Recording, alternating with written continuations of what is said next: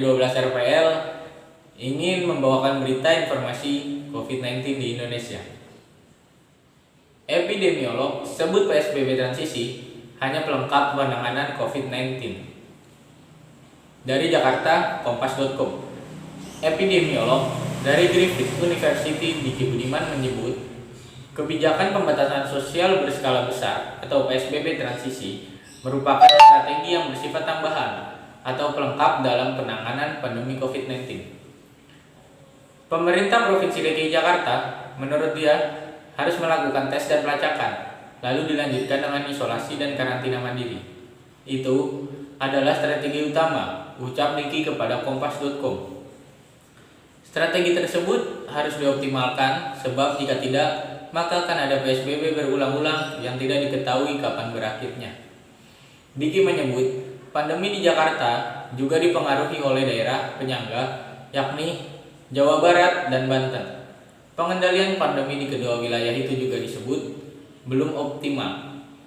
Tentunya, kondisi pandemi di daerah penyangga akan memengaruhi situasi pengendalian COVID-19 di ibu kota.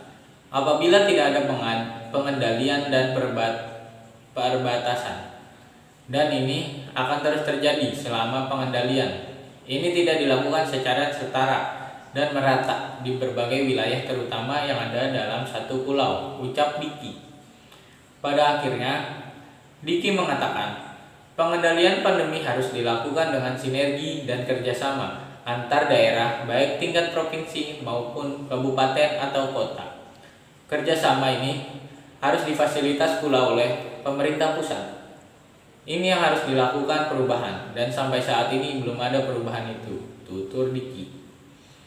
Kepala Bidang Pencegahan dan Pengendalian Penyakit Dinas Kesehatan Provinsi DKI Jakarta, Dwi Oktavia mengatakan, penambahan kasus positif di Jakarta per Selasa 8 Desember 2020 sebanyak 1.174 kasus dan demikian kumulatif kasus positif COVID-19 di ibu kota yang terkonfirmasi sampai hari ini menjadi 146.601 kasus.